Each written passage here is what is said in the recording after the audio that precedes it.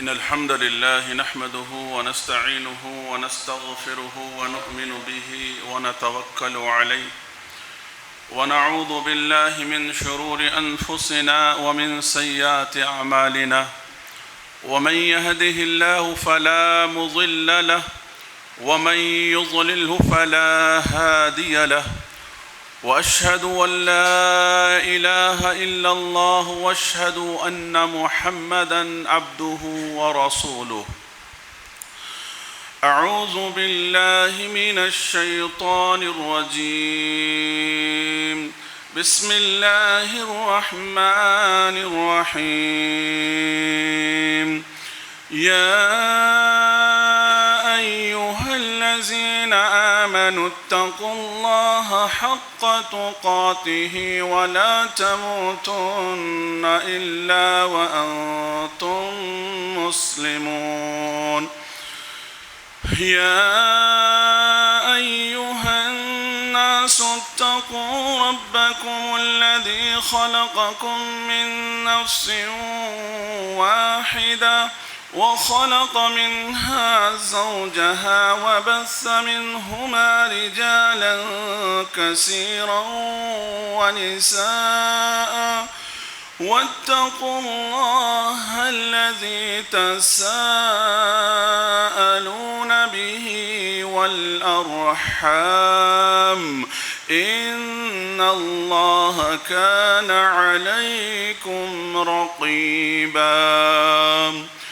يا أيها الذين آمنوا اتقوا الله وقولوا قولا سديدا يصلح لكم أعمالكم ويغفر لكم ذنوبكم ومن يطع الله ورسوله فقد فاز فوزا عظيما. أما بعد فإن خير الحديث كتاب الله وخير الهدي هدي محمد صلى الله عليه وسلم وشر الأمور محدثاتها وكل محدثة بدعة وكل بدعة ضلالة وكل ضلالة في النار. وقال تعالى: كلا إذا بلغت التراقي وقيل من راق وظن أنه الفراق والتفت الساق بالساق إلى ربك يومئذ المساق. محترم بزرگان دین، نوجوانان اسلام اور پردہ نشیں خواتین اسلام، ہر طرح کی حمد و ثنا، بزرگی، بڑائی اس اللہ وحدہ لا شریک کے لیے لائق و زیبا ہے جو اپنی ساری ہی مخلوقات کی ہر چھوٹی بڑی ہر حمد و ثنا کی مستحق ذات ہے۔ اس کے بعد تمام انبیاء کرام پر درود و سلام ہو، بالخصوص ہمارے اور آپ کے آخری نبی پر صلی اللہ علی نبینا محمد و آلہ و اصحابہ اجمعین۔ حاضرین جمعہ، میں آج کے اس خطبہ جمعہ میں بفضلہ تعالی جس موضوع کے تحت کچھ گفتگو کرنے کے لیے کھڑا ہوا ہوں وہ موضوع ہے موت ایک نصیحت، موت ایک حقیقت۔ اس سے متعلق کچھ باتیں سن کر انشاءاللہ ہم اپنے دلوں کو نرم کریں گے اور اپنی آخرت کی ہم فکر کریں گے۔ اس سے متعلق کچھ باتیں آپ کے سامنے عرض کی جائے گی۔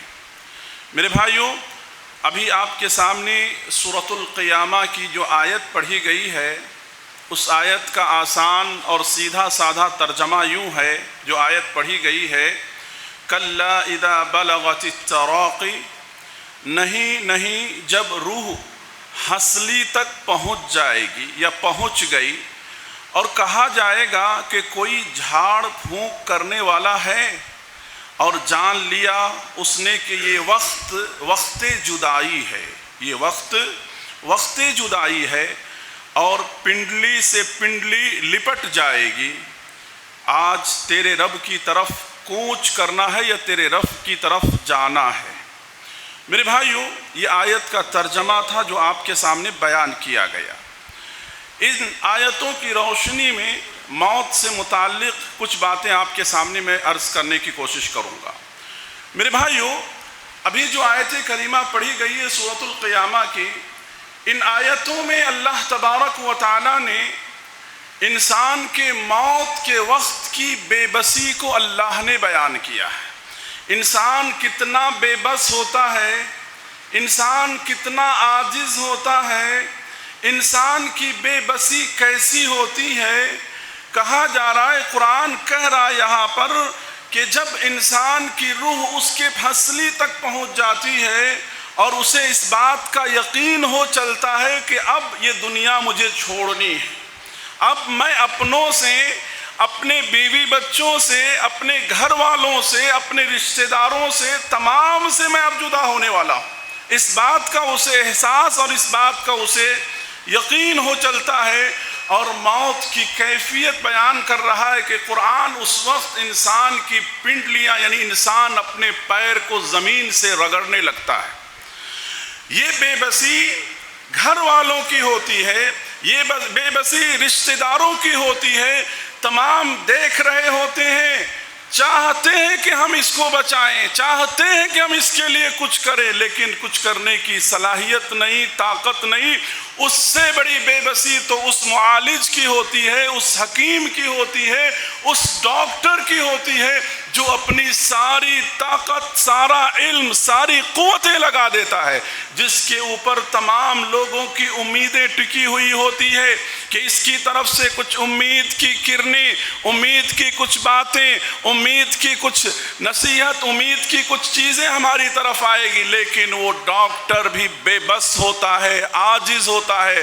لہذا موت کی اس گھڑی میں چاہے شہرت والا ہو، طاقتور ہو، چاہے کتنا بڑا بھی انسان اپنے آپ کو دنیا کے اندر کچھ بھی کہلانے والا کیوں نہ ہو، لیکن موت کے سامنے ہر انسان بے بس ہو جاتا ہے، ہر انسان بے بس ہو جاتا ہے۔ قرآن مجید بیان کر رہا ہے کہ کل نفس ذائقۃ الموت، ہر نفس کو اس کا مزہ چکھنا ہے۔ اس دنیا کے اندر چاہے نبی ہو، ولی ہو، اللہ تبارک و تعالیٰ کے کتنے بھی برگزیدہ بندے ہو، تمام کو نہ چاہتے ہوئے بھی اس مرحلے سے گزرنا پڑا۔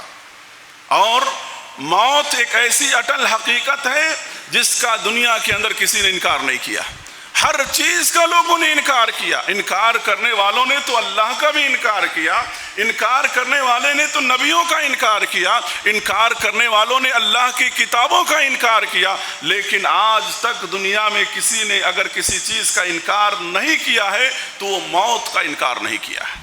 میرے بھائیوں، ہزاروں لوگ نصیحت کر لیں، ہزاروں گھنٹے نصیحت کر دی جائے، لیکن ان نصیحتوں کا انسان پہ اتنا فرق نہیں پڑتا ہے جتنی نصیحت انسان کو موت دیتی ہے۔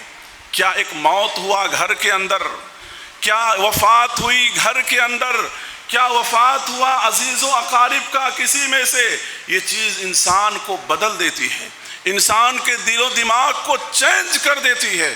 یہ ایسی خاموش پیغام دینے والی موت، یہ ایسی حقیقت ہے۔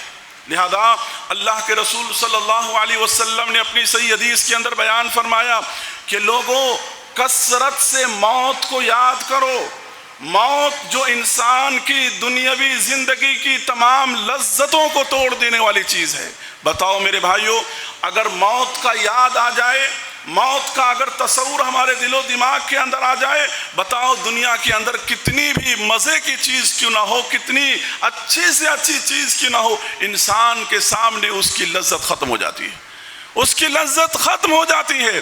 لہذا موت کے وقت جو تکلیف کا عالم ہوتا ہے، جو بے چینی کا عالم ہوتا ہے، جو بے کربی کا عالم ہوتا ہے، جو بے اضطراری کا عالم ہوتا ہے، جو مختلف قسم کی تکالیف اور عجیب و غریب قسم کی جو کیفیتیں ہوتی ہیں میرے بھائیو، اس انسان کو یا اس چیز کو یا اس بات کو انسان الفاظ میں بیان نہیں کر سکتا ہے، اس کیفیت کو انسان الفاظ میں بیان نہیں کر سکتا ہے، وہ کیفیت کیسی ہوتی ہے میرے بھائیو۔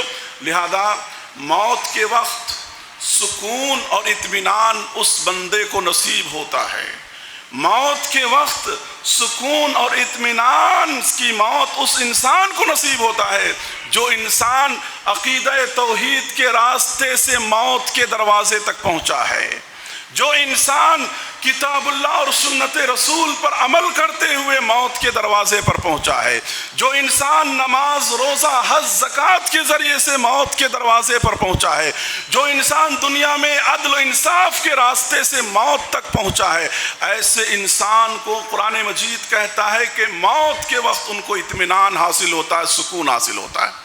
میرے بھائیوں، دنیا کے اندر ہر چیز کو مرنا ہے، جن چیزوں کے اندر بھی جان ہے، روح ہے، اس کائنات میں تمام کی موت ہوگی، لیکن انسان کی موت جس کی اصل یعنی جس کی موت حقیقت میں موت ہوتی ہے، ورنہ اس کائنات میں جانور ہیں، چرند پرند ہے، مختلف قسم کی مخلوقات ہے، اس کی موت دنیا میں ہوئی، ختم مسئلہ۔ لیکن انسان کی موت کے بعد مسئلہ ختم نہیں ہوتا، بلکہ مرنے کے بعد اس عارضی زندگی کو چھوڑنے کے بعد حقیقت میں اس کی زندگی کی اصل شروعات ہوتی ہے، موت کے بعد ہی اصل انسان کی زندگی کی شروعات ہوتی ہے۔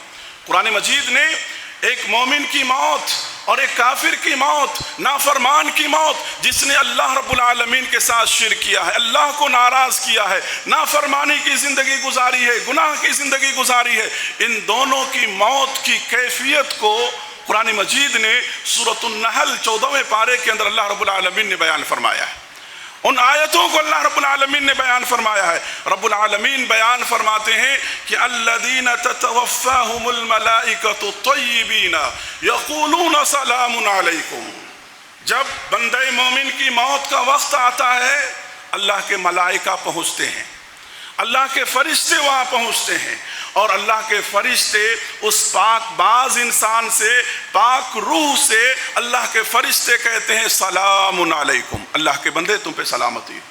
اس سلام کو ہم اور آپ نہیں سنتے ہیں، لیکن جو انسان مرنے والا ہے وہ اس سلام کو اچھی طرح سے سنتا ہے، اس کا جواب بھی وہ دیتا ہے، اور اللہ کے فرشتے کہتے ہیں کہ تم پر اللہ کی سلامتی ہو اور اللہ کی جنت کے اندر تم داخل ہو جاؤ۔ سلام علیکم، تم پر اللہ کی سلامتی ہو، اے پاک باز روح جو ایمان اور عقیدے کے لحاظ سے پاک تھا، جو ظاہر اور باطن کے اعتبار سے پاک تھا، جس نے اللہ کی اطاعت و فرما برداری کر کے زندگی گزاری اور اس کے ذریعے سے اس کی موت آئی۔ میرے بھائیوں، ایک بات یہ بھی یاد رکھو کہ موت کے وقت اللہ کے رسول صلی اللہ علیہ وسلم نے اپنی حدیث میں بہت ساری کیفیات کو بیان فرمائے ہیں، یہاں وقت اتنا نہیں ہے کہ میں آپ کے سامنے ذکر کروں گا کہ موت کے وقت جہاں اللہ کے فرشتے حاضر ہوتے ہیں، وہیں پر شیاطین بھی حاضر ہوتے ہیں، شیاطین بھی وہاں پر حاضر ہوتے ہیں۔ کیوں؟ اس لیے کہ شیاطین اس کا حصہ، اس شیطان کا حصہ ہماری زندگی میں کب سے معلوم آپ کو؟ جب انسان دنیا میں پیدا ہوتا ہے اسی وقت سے انسان کے ساتھ، انسان کے ہر کام میں شیطان شریک ہوتا ہے، اور انسان جیسی ماں کے پیٹ سے دنیا میں قدم رکھتا ہے اس کو کچوکے لگاتا ہے، بچہ چیختا اور چلاتا ہے، دنیا والے کچھ بھی اس کا ریزن بیان کرے، لیکن حدیث یہ بیان کرتی ہے اس کا ریزن، یعنی اللہ تمہیں متنبہ اسی وقت کر دیا کہ اس شیطان سے تم آگاہ رہنا، متنبہ رہنا۔ لہذا ایک شیطان انسان کی زندگی بھر محنت کرتا ہے گمراہ کرنے کے لیے، آخری وقت، آخری خاتمہ انسان کا جو ہوتا ہے وہ اصل وہی چیز ہوتی ہے۔ اگر موت کے وقت اس کا حسن خاتمہ ہو گیا تو شیطان کی ساری کوششیں بیکار ہو جائے گی۔ لہذا آخری وقت میں بھی وہ انسان کو گمراہ کرنے کی کوشش کرتا ہے، شرک کی طرف دعوت دینے کی کوشش کرتا ہے، جملے اور الفاظ اس کے زبان سے ایسے نکلوانا چاہتا ہے جس کی وجہ سے اس جملے پر اس کی موت ہو اور اللہ رب العالمین کے پاس وہ جہنم کے اندر داخل کیا جائے۔ تو لہذا جہاں اللہ کے فرشتے داخل آتے ہیں وہیں پر شیاطین بھی آتے ہیں، اس لیے نبی کریم صلی اللہ علیہ وسلم نے اس وقت میں ایسے شیاطین کی حاضری سے پناہ طلب کی، اور یقیناً جو انسان مومنانہ زندگی گزارتا ہے اللہ تبارک و تعالیٰ ایسے مومن کو ایسے شیاطین کے حملوں سے، اس کے اٹیک سے انسان کو محفوظ رکھتا ہے اللہ رب العالمین۔ اور وہیں پر جہاں ہم مومن کو ایک ظاہرتاً کفن کپڑا پہناتے ہیں، لباس دیتے ہیں، وہیں پر مومن کو اللہ کے فرشتے ان کی روح کو جنت سے لایا ہوا خوشبودار کپڑا اس کو پہنا کر کے اس کی روح کو بڑی عزت و احترام کے ساتھ اعلیٰ علیین کے اندر لے جایا جاتا ہے۔ دوسری طرف قرآن مجید نے یہ منظر بیان فرمایا اسی سورۃ النحل کے اندر کہ جب کافر کی موت کی وقت آتی ہے، نافرمان کی موت کی وقت آتی ہے، گنہگار کے موت کی وقت، اللہ تبارک و تعالیٰ کے فرشتے کیسے آتے ہیں؟ اللہ کے فرشتے کہتے ہیں الذین تتوفاہم الملائکۃ ظالمی انفسہم فالقوا السلم ما کنا نعمل من سوء، کہ اللہ کے فرشتے ان ظالموں کے پاس آتے ہیں، ان مرنے والوں کے جو نافرمان مر کر کے مرے ہیں، اللہ کے فرشتے ان کی جسم سے ان کی روح بڑی سختی کے ساتھ نکالتے ہیں۔ دوسری صورتوں میں سورۃ الانعام وغیرہ میں اللہ رب العالمین نے اس کی وضاحت کی، بڑی سختی کے ساتھ بڑی بے رحمی کے ساتھ ان کے جسم سے روح نکالا جاتا ہے، کہا جاتا ہے کہ نکلو، اور اس طرح سے ان کی روح کو نکال کر کے بدبودار ٹاٹ کے اندر، بدبودار چیز کے اندر اس منافق کافر گنہگار کی روح کو اللہ کے فرشتے لپیٹ کر کے ان کو لے جاتے ہیں اللہ رب العالمین کی طرف۔ تو میرے بھائیو، ہم اور آپ اپنی زندگی کے اندر ہم فیصلہ کریں کہ ہمیں کیا کرنا ہے، ہمیں زندگی کا آخری لمحہ کیسے گزارنا ہے اور آخری لمحہ ہمارے کیسے ہوں، ہم کو اور آپ کو ڈیسائیڈ کرنا ہے۔ لہذا اللہ تبارک و تعالیٰ نے قرآن مجید کے اندر بیان فرمایا کہ جب یہ عالم غیب کی ساری چیزوں کو دیکھنے لگتے ہیں، اس لیے معلوم ہے کہ غرغرے کے عالم میں، سکرات کے عالم میں انسان کا توبہ اللہ قبول نہیں کرتا ہے۔ کیوں؟ اس لیے کہ عالم غیب کے سارے پردے انسانوں کی نظروں سے ہٹا دیے جاتے ہیں، انسان ہر اس چیز کو دیکھنے لگتا ہے جو غیب کی چیزیں ہوتی ہیں، ہم اور آپ نہیں دیکھتے ہیں لیکن مرنے والا ان تمام چیزوں کو دیکھنے لگتا ہے۔ اس لیے اللہ کے رسول صلی اللہ علیہ وسلم نے مرنے والے کے مرنے کے وقت، اس کی وفات کے وقت اللہ کے رسول صلی اللہ علیہ وسلم نے کہا کہ اس کی آنکھ کو بند کرو، اس کی منہ کو بند کرو۔ کیوں؟ اس لیے کہ وہ فرشتوں کی پیروی کرتے ہیں، یعنی اس کی نگاہیں اس کو دیکھتے ہوئے رہ جاتی ہیں۔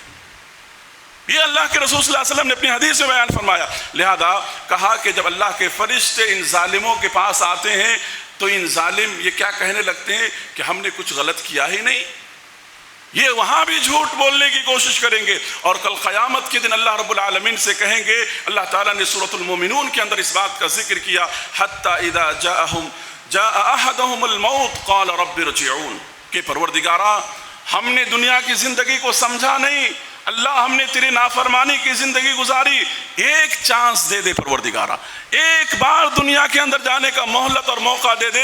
اللہ تبارک و تعالیٰ کہیں گے لعلی اعمل صالحا فیما ترکت کلا انہا کلمۃ هو قائلها، ہرگز نہیں، بس یہ تیرا ایک جملہ ہے، تجھے کوئی چانس اور کوئی موقع ملنے والا نہیں ہے۔ تو میرے بھائیو، ہم اور آپ جو ہیں اپنی زندگی کے بارے میں ہم فیصلہ کریں، اور وہی جب مومن کی روح اللہ رب العالمین کے پاس جائے گی، اللہ تبارک و تعالیٰ کی طرف سے بات کہی جائے گی، یا ایتھا النفس المطمئنہ، یا ایتھا النفس المطمئنہ ارجعی الی ربک راضیۃ مرضیہ فادخلی فی عبادی وادخلی جنتی۔ اے نفس مطمئنہ، دنیا میں تم نے بڑی تکلیف اٹھائی، بڑی پریشانی اور بہت سارے مسائل و مشکلات کا تم نے سامنا کیا، اے پاکیزہ انسان تو جنت کے اندر داخل ہو جا۔ میرے بھائیو، یہ دو کیٹیگری ہے، اور اس کیٹیگری کے اندر میں سے کس میں ہم کو اپنے آپ کو شامل کرنا ہے؟ اللہ نے جو زندگی دیا ہے ہم کو اور آپ کو فیصلہ کرنا ہے۔ ہم کو اور آپ کو آئے دن ہمارے معاشرے میں، آئے دن ہمارے سماج میں، آئے دن ہمارے سوسائٹی کے اندر امواتیں ہو رہی ہیں۔ ہم آج سینکڑوں اموات یعنی جنازے کو کندھے دے رہے ہیں، کفن دے رہے ہیں، قبر میں اتار رہے ہیں۔ کیا ان چیزوں سے ہم نصیحت حاصل کر رہے ہیں میرے بھائیوں؟ قبر کے پاس بھی کھڑے ہو کر بہت سارے لوگ ہنسی مذاق کرتے ہوئے رہتے ہیں، ان کے دلوں پہ کوئی فرق نہیں پڑتا۔ جنازے کے پاس بھی کھڑے ہو کر کے لوگ سیاست کی باتیں کرتے رہتے ہیں۔ ادھر ادھر کی باتیں کرتے رہتے ہیں، ان کی آنکھوں میں ایک آنسو نہیں آتا، ان کے دل تھوڑے بھی نرم نہیں ہوتے۔ میرے بھائیو، اگر موت جیسی چیز سے آپ کا دل نرم نہیں ہوا تو دنیا کے اندر کوئی اور دوا اور کوئی علاج نہیں ہے کہ آپ کا دل نرم ہو۔ لہذا ہم کو اور آپ کو اللہ کے رسول صلی اللہ علیہ وسلم کی صحابی کی نصیحت یاد رکھنی چاہیے۔ اللہ کے رسول صلی اللہ علیہ وسلم نے ایک صحابی کو نصیحت کرتے ہوئے کیا کہا؟ اللہ کے رسول صلی اللہ علیہ وسلم نے ایک صحابی کو نصیحت کرتے ہوئے کہ تم اپنی زندگی میں جو نماز بھی پڑھتے ہو، ہر نماز کو اپنی زندگی کی آخری نماز سمجھو۔ اللہ اکبر۔ ہر نماز کو اپنی زندگی کی آخری نماز سمجھو۔ اگر تم نے جمعہ کی نماز پڑھی اللہ کی توفیق سے تو یہ مت سوچو کہ عصر کی نماز میں حاضر رہوں گا۔ اگر تم نے عصر کی نماز پڑھی تو یہ مت سوچو کہ مغرب کی نماز میں حاضر رہوں گا۔ میرے بھائیوں، زندگی اتنی انمول ہے، اتنی مختصر سی ہے۔ آج اس زندگی کے اندر ہم مختلف قسم کے اختلافات میں، رنجشوں میں، ظلم و زیادتی کرنے میں، اس کے پیچھے اس کے پیچھے، اس کی غیبت، اس کی مذمت، اس کی چغل خوری، ان چیزوں کے پیچھے ہم اپنی زندگیوں کو برباد کر رہے ہیں۔ میرے بھائیوں، تھوڑی دیر کے لیے تصور کرو، تھوڑی دیر کے لیے سوچو کہ ابھی چند منٹ کے بعد اگر ہماری موت ہو جائے گی، ہم نے اس کے لیے کیا تیاری کیا ہے؟ ہم اس کے لیے کیا تیار ہیں اللہ رب العالمین کے سامنے جواب دینے کے لیے؟ لہذا یہ موت جو تمام لذتوں کو توڑ دیتی ہے اور تمام قسم کی یعنی خواہشات جو دنیا کی ہے، ان تمام چیزوں کو دھری کی دھری رکھ دیتی ہے۔ میرے بھائیوں، لہذا ہم کو اور آپ کو اس سے بڑی نصیحت اور کیا ہو سکتی ہے کہ اس موت کے لیے ہم اپنے آپ کو تیار کریں۔ لہذا اللہ کے رسول صلی اللہ علیہ وسلم نے ہم کو اور آپ کو اس بات کی تعلیم دی کہ ہم اللہ سے حسن خاتمہ کی دعا کریں۔ حسن خاتمہ کیا ہے؟ ایک حسن خاتمہ تو یہ ہے کہ آدمی کی زبان سے کلمہ طیبہ جاری ہو، لا الہ الا اللہ کا اقرار انسان کرتے ہوئے دنیا سے جائے۔ اس لیے کہا جو مرنے والے لوگ ہیں تمہارے، ان کے نزدیک بیٹھ کر کے کلمے کی انہیں تلقین کرو، کہو قولوا لا الہ الا اللہ۔ انہیں زور و زبردستی مت کرو، ان کے سامنے کلمہ پڑھتے رہو، اللہ توفیق دیا تو ان کی زبان سے وہ چیز نکل جائے گی۔ آج لوگ کلمہ کی تلقین کرنے کے بجائے جیسی آدمی اس حالت میں پہنچتا ہے، 8-10 آدمی انہی حافظوں کو بلا کر کے قرآن پڑھنا شروع کر دیتے ہیں، جس کی کوئی دلیل نہیں ہے، جس کی کوئی اتھینٹک روایت نہیں ہے۔ کہا جو عمل کرنے کی وہ عمل نہیں لوگ کرتے ہیں، کہا کہ کلمے کی تلقین کرو، آخر کلام لا الہ الا اللہ۔ اگر اللہ کی توفیق سے اس کی زبان سے کلمہ نکل گیا، وہ سب سے بڑا خوش نصیب انسان ہے۔ اور اللہ کے رسول صلی اللہ علیہ وسلم نے حسن خاتمہ کے تعلق سے جو دعا سکھلائی ہے وہ یہ بھی کہا کہ اگر کوئی انسان جس کے ساتھ اللہ اگر بھلائی اور اچھائی کا ارادہ کرتا ہے تو مرنے سے پہلے وہ انسان اچھا کام کرتا ہے، اچھا عمل کرتا ہے۔ اچھا کام اور اچھا عمل کا مطلب یعنی انسان مرنے سے پہلے چاہے 1 دن پہلے ہو، 10 دن پہلے ہو، مہینہ دن پہلے ہو، انسان کیا کرتا ہے؟ صدقہ و خیرات اس نے کیا، یا کسی غریب کی مدد کی، یا کسی 2 افراد کے درمیان صلح صفائی کر دیا، یا کہیں پر عدل و انصاف کر دیا، یا کہیں پر اس نے کچھ بھی اچھا، یہ ساری کی ساری چیزیں کیا ہے؟ یہ حج عمرہ کیا، یہ ساری کی ساری چیزیں حسن خاتمہ کی علامت ہے۔ حسن خاتمہ اللہ سے مانگنا۔ حضرت یوسف علیہ السلام کی دعا کو یاد رکھو، اللہ تبارک و تعالیٰ سے کیا کہہ رہے ہیں؟ توفنی مسلما والحقنی بالصالحین، کہ پروردگارا وفات اگر ہو تو ایمان کی حالت میں ہو، توفنی مسلما والحقنی بالصالحین، پروردگارا مرنے کے بعد ایمان کی حالت میں اللہ نیک لوگوں کے ساتھ میرا شمار فرمانا۔ اسی طرح سے حسن خاتمہ یہ بھی ہے کہ انسان قرآن مجید کی تلاوت کرتے ہوئے وفات ہو گئی، نماز پڑھتے ہوئے وفات ہو گئی، ایک انسان ہے یعنی روزے کی حالت میں اس کی وفات ہو گئی، یہ ساری کی ساری چیزیں، یہ علامت اور پہچان اللہ کے رسول صلی اللہ علیہ وسلم نے دی، یہ حسن خاتمہ ہے۔ اور آپ دیکھیے عمر بن خطاب رضی اللہ عنہ کو مدینے کے اندر رہ کر کے اللہ تعالیٰ سے شہادت کی موت اور حسن خاتمہ کی تمنا کر رہے تھے۔ تو لہذا ہم اور آپ اس مختصر زندگی کو تو چھوڑنی ہے، یہ عارضی زندگی ہے، اس دنیا کو تو چھوڑنا ہر انسان کو، چاہے آج یا کل، ہم اور آپ تمام کو جانا ہے۔ اس لیے ہم اور آپ کو قبرستان کی زیارت کرنے کی نبی کریم صلی اللہ علیہ وسلم نے حکم دیا، کہا کہ قبرستان جایا کرو جس سے تمہارے دلوں کو نرمی حاصل ہوگی، اور جب قبرستان والوں کو دیکھو گے تو تمہیں تمہاری اوقات معلوم ہوگی، چاہے تم دیکھو گے تو معلوم ہوگا کہ کتنے بڑے بڑے بنگلے والے یہاں پر ہیں، کتنے بڑے بڑے خوبصورت یہاں پر مٹی کے اندر ہیں، کتنی بڑے بڑے لگژری زندگی گزارنے والے آج یہاں پر ہیں. آج ہمارا بھی یہی حشر ہونے والا ہے. یہ احساس اور یہ تصور تمہارے دلوں کے اندر پیدا ہوگا. اور جب ہم جاتے ہیں تو کیا کہتے ہیں؟ السلام علیکم اہل الدیار من المؤمنین والمسلمین وَإِنَّا وَإِن شاء اللَّهُ لَلَاحِقُونَ بِكُمْ نَسْأَلُ اللَّهُ لَنَا وَلَكُمُ الْعَافِيَةَ. کہ اللہ تم پر سلامتی نازل کرے، ہم بھی بہت قریب اور بہت جلد تم سے ملنے والے ہیں. ہم تمہارے لیے اور اپنے لیے عافیت کی دعا اللہ رب العالمین سے کر رہے ہیں. یہی بات ہم کہتے ہیں نا، ان قریب ہم تم سے ملنے والے ہیں. تو میرے بھائیو، ہم اور آپ جو ہے اس دنیا کی حقیقت کو سمجھیں. اس دنیا کی حقیقت کو جب ہم جانیں گے، ہمارے اندر تقویٰ پیدا ہوگا، ہمارے ایمان اور عقیدے کی اصلاح ہوگی، ہم بے راہ روی اور گمراہی سے اپنے آپ کو ہم بچائیں گے.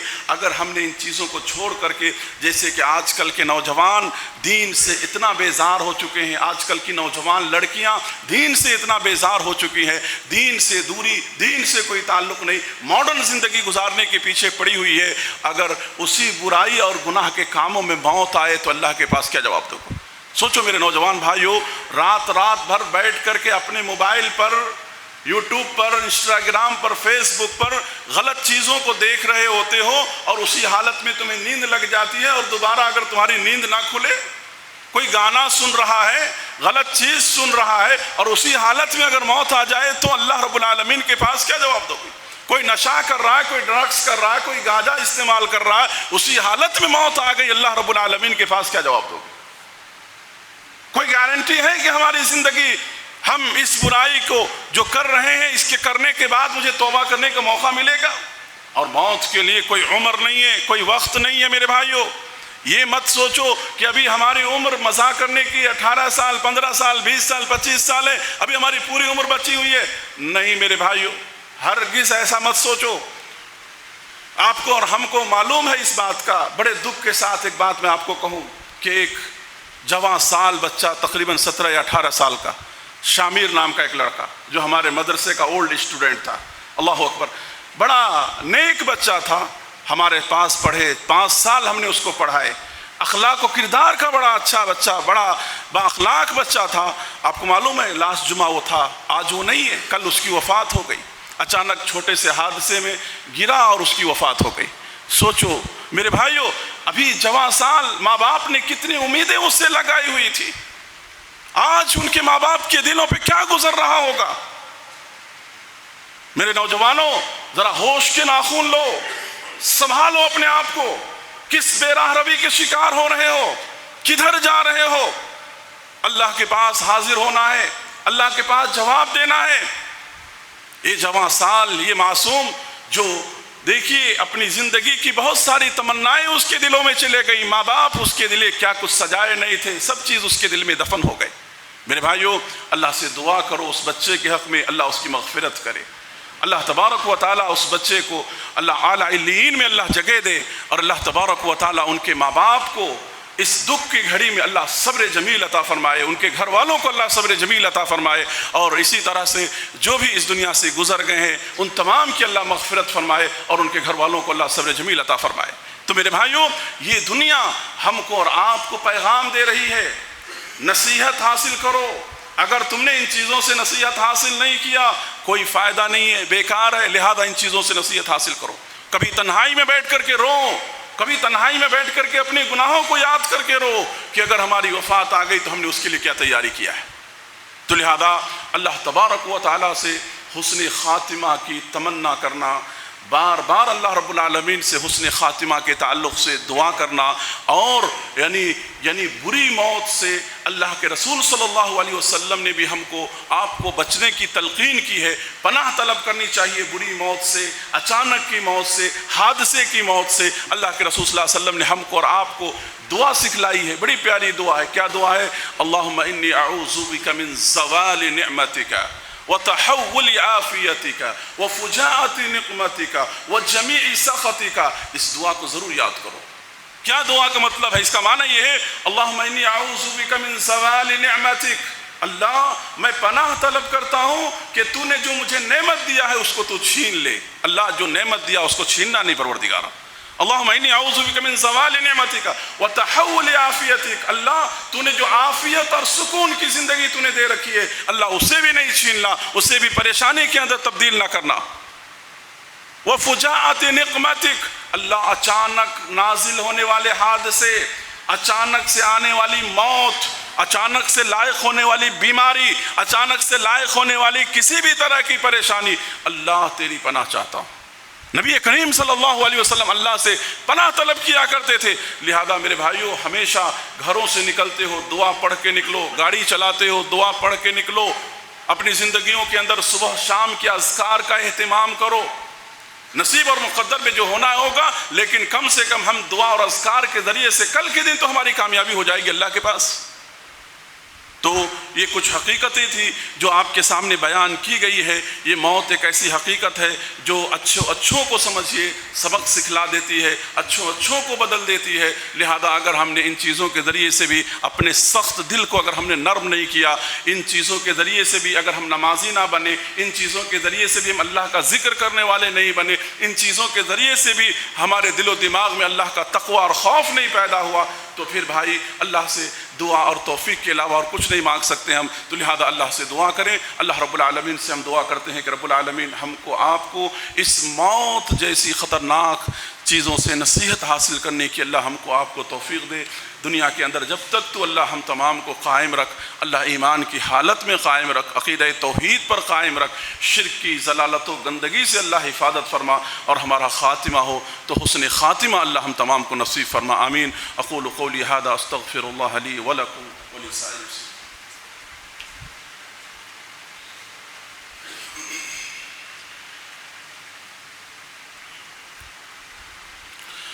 الحمد لله رب العالمين والعاقبة للمتقين والصلاة والسلام على رسوله الأمين، اما بعد۔ محترم حضرات، ابھی آپ کے سامنے موت جس مرحلے سے ہم کو آپ کو سب کو گزرنا ہے اس کا تذکرہ کیا جا رہا تھا۔ آپ کے سامنے ایک 5 منٹ کے اندر میں اس مہینے کے تعلق سے بہت سارے لوگوں کے دلوں میں کچھ غلط فہمیاں پائی جاتی ہے، اس کے تعلق سے 1-2 بات کہہ کر اپنی بات کو میں ختم کروں گا۔ پہلی بات یہ ہے کہ اسلامی مہینہ اسلامی سال کا یہ دوسرا مہینہ ہے جسے سفر المظفر کہا جاتا ہے۔ یہ سفر کا مہینہ ہے۔ آج سفر مہینے کی 3 تاریخ ہے۔ محرم الحرام کا مہینہ ختم ہوا، یہ سفر کا مہینہ ہے۔ سفر کے مہینے کو بہت سارے لوگ منحوس مہینہ سمجھتے ہیں، یعنی یہ تصور کرتے ہیں کہ سفر کے مہینے میں کوئی خیر کا کام نہیں کرنا چاہیے، کوئی اچھا کام نہیں کرنا چاہیے، یہ مصیبتوں کا مہینہ ہے، پریشانی کا مہینہ ہے۔ اس مہینے میں امواتیں یعنی موت زیادہ لوگوں کی ہوتی ہے، اس مہینے میں بیماری لوگوں کو زیادہ لاحق ہوتی ہے، اس لیے نہ نئے گھر میں داخل ہونا، نہ نئے بزنس کی شروعات کرنا، نہ اس طرح کی مختلف قسم کی چیزوں میں اس مہینے کے تعلق سے لوگ شکوک و شبہات میں پڑے ہوئے رہتے ہیں۔ میرے بھائیوں، اس مہینے کی مصیبت اور پریشانی سے بچنے کے لیے بہت سارے لوگوں نے تو ذکر بنا لیے ہیں اور کہا کہ ہر نماز کے بعد اگر کوئی آدمی 11 مرتبہ یا حفیظ یا بسیط اگر یہ پڑھتا ہے تو اس مہینے کی مصیبت سے محفوظ رہے گا، جبکہ یہ موضوع اور من گھڑت باتیں ہیں، ایسی کوئی سند کے ساتھ ایسی کوئی روایات اللہ کے رسول صلی اللہ علیہ وسلم سے ثابت نہیں ہے۔ لہذا اس مہینے کے تعلق سے اللہ کے رسول صلی اللہ علیہ وسلم نے کہا لا عدوى ولا طیر ولا حامہ، یہ کوئی مطلب جو نحوست کا جو تصور ہے کوئی ایسی چیز نہیں ہے، بلکہ خالق حقیقی اور مالک حقیقی جو اللہ ہے اس نے وہی شر اور خیر کا مالک ہے، وہی شر اور خیر کا مالک ہے فی نفسہ، نہ تو کسی زمانے میں، نہ تو کسی وقت میں، نہ تو کسی دن کے اندر یہ طاقت ہے کہ وہ انسانوں کو نقصان پہنچائے۔ ایسی نحوست کا کوئی تصور نہیں ہے۔ اگر ایسی کوئی بات ہوتی تو نبی کریم صلی اللہ علیہ وسلم اپنے صحابہ کو بتاتے۔ اسی طرح شوال کے مہینے کو بھی منحوس سمجھا جاتا ہے، لہذا حضرت عائشہ رضی اللہ عنہ بیان کرتی ہے کہ لوگوں، جس مہینے کو تم منحوس سمجھتے ہو، خیر سے خالی سمجھتے ہو، بھلائی سے خالی سمجھتے ہو، بتاؤ میرا نکاح اللہ کے رسول صلی اللہ علیہ وسلم سے اس مہینے میں ہوا، میں اللہ کے رسول صلی اللہ علیہ وسلم کی سب سے چہیتی بیوی ہوں اور اللہ کے رسول صلی اللہ علیہ وسلم نے اس مہینے میں سے نکاح کیا۔ میرے بھائیوں، آپ جس وقت کو برا کہہ رہے ہو وہی وقت دوسرے لوگ ترقی کر رہے ہوتے ہیں، کامیابی کے منازل طے کر رہے ہوتے ہیں، کہاں اور کس طرح سے وہ شر ہوا، اگر کوئی آدمی یہ عقیدہ رکھتا ہے تو بہت برا عقیدہ ہے یہ، کسی مہینے کو یا کسی دن کو، یعنی کوئی آدمی منگل کے دن کو برا سمجھے، کوئی آدمی کالی بلی سامنے آ گئی اس کو برا سمجھے، یا کوئی آدمی واستو کا سہارا لے کہ گھر بناتے ہوئے یہاں پہ کھڑکی، یہاں پہ ونڈو، یہاں پہ دروازہ، یہ سب مشرکانہ عقیدہ ہے میرے بھائیوں۔ ان تمام چیزوں سے شریعت نے ہم تمام کو دوری اختیار کرنے کی تعلیم دیتے ہوئے کہا الطیرۃ شرک، الطیرۃ شرک۔ اگر کوئی آدمی بدشگونی اور اس طرح کی بدعقیدگی کا عقیدہ اگر رکھتا ہے تو اس نے گویا شرک کیا، اور اس عقیدے میں اگر اس کی موت ہوتی ہے تو شرک کی حالت میں اس کی موت ہوتی ہے۔ لہذا ہم اور آپ جو ہے اس بدعقیدگیت سے اپنے آپ کی ہم حفاظت کریں میرے بھائیوں، اور ہم آپ اس بدعقیدگیت سے اپنے آپ کو بچائیں۔ آپ کو معلوم ہے کہ جو انسان اس بدعقیدگیت سے بچتا ہے اس کے لیے کتنی بڑی خوشخبری ہے، کتنی بڑی خوشخبری نبی کریم صلی اللہ علیہ وسلم نے دی۔ اللہ کے رسول صلی اللہ علیہ وسلم نے بیان فرمایا کہ کل قیامت کے دن 70,000 افراد جو ہیں جنت میں بغیر حساب و کتاب کے اللہ داخل کریں گے انہیں۔ اللہ اکبر، اللہ سے کہو اللہم اجعلنا منہم، آمین، اللہ ہمیں بھی اس کے اندر شامل فرمائے۔ اللہ کے رسول صلی اللہ علیہ وسلم نے 4 صفت بیان فرمائی۔ کہا پہلا وہ انسان جو کسی بھی طرح سے جھاڑ پھونک نہیں کرواتا ہے، دوسری بات کسی چیز سے دغواتا نہیں ہے، پہلے داغنے کا علاج ہوتا تھا، دغواتا نہیں ہے، اور تیسری بات اللہ کے رسول صلی اللہ علیہ وسلم نے کہا کہ وہ کسی بھی چیز سے نحوست نہیں لیتا ہے، یعنی کسی بھی چیز کو منحوس نہیں سمجھتا ہے، اور چوتھی بات اللہ کے رسول صلی اللہ علیہ وسلم نے کہا کہ اللہ کی ذات پر توکل کرتا ہے۔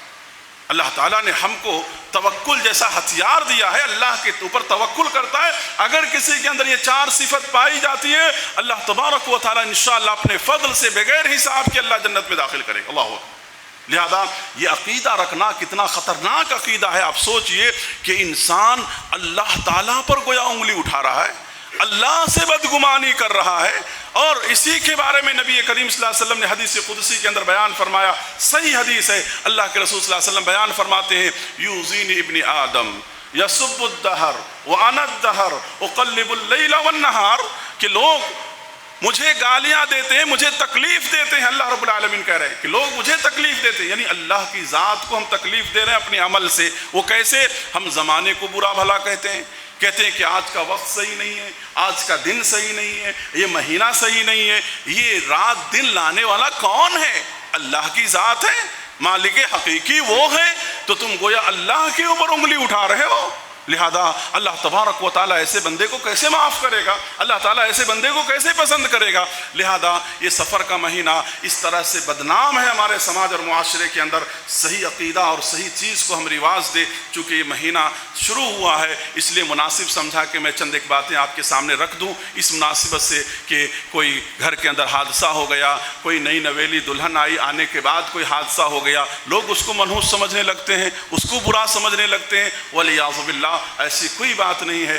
توکل کے ہتھیار کو اپنی زندگی کے اندر اپناؤ، اور اللہ سے حسن ظن یعنی اچھا گمان اللہ رب العالمین سے رکھو، زندگی کے اندر اچھے ہی ہوں گے۔ اگر کچھ برا ہوتا ہے تو کیوں ہوتا ہے؟ قرآن کہتا ہے سورہ روم کے اندر ظہر الفساد فی البر والبحر بما کسبت ایدی الناس، تمہارے بدعمالی، تمہاری نافرمانی، تمہاری معصیت اور تمہارے گناہوں کی وجہ سے تمہاری زندگیوں کے اندر کچھ کمی بیشی ہوتا ہے، ورنہ اللہ کی طرف سے ایسا کوئی دن اور کوئی مہینہ ایسا نہیں ہے جس میں خیر نہیں ہے اور شر ہی شر ہے، ایسا کچھ بھی نہیں ہے۔ لہذا اللہ تعالیٰ سے دعا ہے کہ اللہ تعالیٰ کہنے والے کو، سننے والے کو، تمام تک جہاں تک ہماری آواز اور باتیں پہنچ رہی ہے ان تمام کو اپنے ایمان اور عقیدے کی اصلاح کرنے کی اللہ توفیق نصیب فرمائے، آمین۔